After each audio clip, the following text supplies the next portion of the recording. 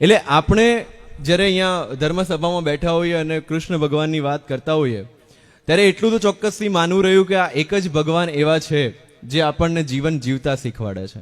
બાકી તમામ ઈશ્વરો આપણને, એક ધર્મની વાત નથી, તમામ ધર્મના તમામ ઈશ્વરો આપણને મૃત્યુ પછી શું છે એની ચિંતામાં લઈ જાય છે. કૃષ્ણ ભગવાન એવા છે કે જીવન શું છે એ જીવતા શીખવાડે છે.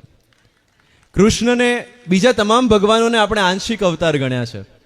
એ કોઈ એક અંશ લઈને આવે છે પરમાત્માનો, જ્યારે માત્ર કૃષ્ણ એવા છે જેને આપણે પૂર્ણ પુરુષોત્તમ અથવા કૃષ્ણનો પૃથ્વીનો પૂર્ણ અવતાર ગણીએ છીએ. એનું કારણ કે કૃષ્ણ જે છે એ પરિસ્થિતિ જેવી છે એનો એ જ રીતે યથાર્થ સ્વીકાર કરે છે. એ શુભ કે અશુભની વ્યાખ્યામાં નથી પડતા. એ જરૂર પડે ત્યાં અસત્ય પણ બોલી શકે છે અને અહિંસાના પરમ ઉપાસક. ગીતામાં ભગવાન કૃષ્ણ કહે છે અહિંસા પરમો ધર્મ, અને એ જ ગીતાની પછી જે મહાભારતનું યુદ્ધ થાય છે એમાં હિંસાના પણ પ્રખર ઉપદેશક બનીને ઊભા રહે છે. એટલે હિંસા, અહિંસા, શુભ અશુભ, સુખ દુઃખ એ તમામનું એક સાથે જે સ્વીકાર કરી શકે છે એ ભગવાન કૃષ્ણ છે ને, એટલે એમણે પૂર્ણ અવતાર કીધું છે. જ્યારે આપણે ધર્મની વ્યાખ્યા કરીએ છીએ ત્યારે કૃષ્ણ એવું ચોક્કસથી કહે છે કે આ સમગ્ર સૃષ્ટિ પરમાત્મા છે અને આપણા તમામની અંદર આત્મા વસેલો છે. એનો મતલબ સીધો એટલો જ છે કે જો આ દુનિયાની અંદર એક પણ વ્યક્તિ દુઃખી છે તો પરમાત્મા સુખી નથી, જગત સુખી નથી. એટલે જ્યારે પણ આપણે આપણા આજુબાજુના લોકોને જોઈએ છીએ, આપણી આસપાસના વ્યક્તિઓ સાથે ડીલિંગ કરીએ છીએ, કોઈ પણ ધર્મ, કોઈ પણ સમાજ, કોઈ પણ ઉંમરનો વ્યક્તિ હોય, જો આપણાથી એને દુઃખ પહોંચે છે તો આપણે માત્ર એટલું જો સમજતા થઈ જઈએ કે પરમાત્માને દુઃખ પહોંચે છે તો એનાથી વધારે આગળ ધર્મને સમજવાની કોઈ જરૂર નથી.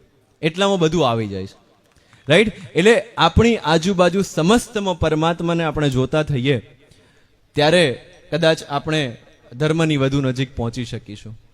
છેલ્લી વાત, જ્યારે સનાતન સંસ્કૃતિની વાત ચાલતી હોય, જ્યારે સનાતન ધર્મની વાત ચાલતી હોય, વિજ્ઞાને તો માનવની ઉત્ક્રાંતિની જે ભાષા છે હમણાં 200 વર્ષ પહેલા આપી કે ભાઈ આપણે પાણીની અંદર એક જીવનું સર્જન થયું ને પછી ધીરે ધીરે ઉત્ક્રાંતિ થતી ગઈ, એમ બીજા જીવો આવતા ગયા. પણ કદાચ આપણા પુરાણોએ તો એ ડેફિનેશન હજારો વર્ષો પહેલા આપી દીધેલી. આપની પરમિશનથી ખાલી આ છેલ્લી વાત શેર કરીને પોતાની વાણીને વિરામ આપીશ કે વિજ્ઞાને જ્યારે એવું કીધું કે જીવની શરૂઆત પાણીથી થઈ ત્યારે ભગવાન વિષ્ણુનો પ્રથમ અવતાર મીન અવતાર, જે માછલી રૂપે ભગવાને પહેલો અવતાર લીધો, એ પાણીમાં હતો. એના પછી વિજ્ઞાન એવું કહે છે કે પાણીમાંથી પછી એવો જીવ આવ્યો કે જે પાણી અને જમીન બંને પર રહેવા લાગ્યો. ત્યારે આપણી પાસે ભગવાન વિષ્ણુનો કાચબા અવતાર આવે છે. એના પછી એવું કહે છે કે પાણી અને જમીન અને કાદવ ત્રણેયમાં જે રહી શકે એવો અવતાર આવે, અને પછી આપણી પાસે વરાહ અવતાર આવે છે. વરાહ અવતાર પછી માણસ તો હજુ નથી આવ્યો, પણ અડધો માણસ ને અડધું પશુ, એવી રીતે જીવની ઉત્ક્રાંતિ થઈને આપણી સામે નૃસિંહ અવતાર આવે છે. ત્યારે પછી એવું કહે છે કે એમાંથી આગળ વધતા માણસ આવ્યો, પણ માણસનું કદ નાનું હતું એટલે આપણી સામે બટુક અવતાર આવે છે.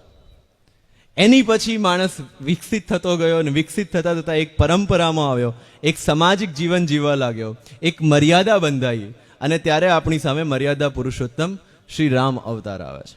એટલે વિજ્ઞાન તો બહુ પાછળ ચાલી રહ્યું હતું. આપણી સંસ્કૃતિ, આપણા પુરાણ, આપણા ભાગવત અને આપણી જે પરંપરાઓ છે એ બહુ પહેલાંથી આપણને આ વસ્તુ સમજાવી ચૂક્યા છે. અને એ મર્યાદા પુરુષોત્તમ શ્રી રામ, જે રામચરિત્ર કહીએ છીએ, કારણ કે રામે હંમેશા સમાજનો એઝ ઇટ ઇઝ સ્વીકાર કરેલો, અને એના પછી આપણી સામે પૂર્ણ અવતાર ભગવાન શ્રી કૃષ્ણ આવે છે.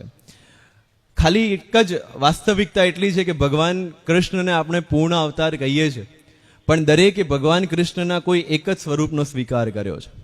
કોઈ છે જે બાલ અવતાર, સુરદાસના કૃષ્ણ ક્યારે બાળકથી મોટા થયા જ નથી, રાઈટ? તો કોઈક છે જે બાળ અવતારની પૂજા કરે છે, કોઈ દ્વારકાધીશની પૂજા કરે છે, કોઈ મથુરાધિપતિની પૂજા કરે છે, પણ એ અખિલ કૃષ્ણને, અખિલાધિપતિને જ્યારે આપણે સ્વીકાર કરતા થઈશું ત્યારે આપણે જીવનનો સંપૂર્ણ સ્વીકાર કરીશું.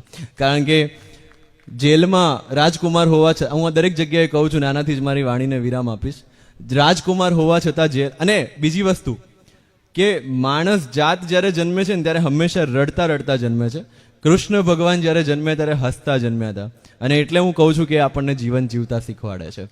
રાજકુમાર હોવા છતાં જેલમાં જન્મવો લેવો પડે, જેલમાં જન્મવાની સાથે જ પોતાના સગા મા બાપથી અલગ થઈ જવું પડે, સગા મા બાપથી અલગ થઈને મથુરામાં પોતે વૃંદાવનમાં રાજકુમાર હોવા છતાં ગોવાળ તરીકે મોટા થવું પડે, પોતાના જીવનનો પ્રથમ પ્રેમ રાધા જ્યારે મળતી હોય ત્યારે એનાથી દૂર જઈને મથુરા આવવું પડે, મથુરામાં પોતાના સગા મામા કંસનો વધ કરવો પડે, ત્યાંથી મથુરાની રાજગાદી મળતી હોય પણ એ છોડીને સાંદીપની ઋષિના આશ્રમમાં અભ્યાસ માટે જવું પડે, ત્યાંથી આવી અને પોતાની સોનાની દ્વારકા હજુ તો વસાવી હતી અને ત્યાં મહાભારતના યુદ્ધ માટે કુરુક્ષેત્રમાં આવવું પડે, ત્યાં પોતાના જ માણસો, પોતાના જ બનાવેલા લોકોને એકબીજાનો સંહાર કરતા જોઈને પોતાના સગા ભાણેજનો વધ કરાવવો પડે, ધર્મની સ્થાપના કર્યા પછી પણ માતા ગાંધારીનો શ્રાપ લેવો પડે અને એ શ્રાપ લીધા પછી પોતાના જ યાદવોને 36મા વર્ષે એકબીજાનો સંહાર કરતા જોઈને ભગવાન હોવા છતાં એક સામાન્ય પારધીના તીરથી પોતાનો દેહ છોડવો પડે અને છતાં પણ આપણને સમગ્ર ભાગવત અને મહાભારતમાં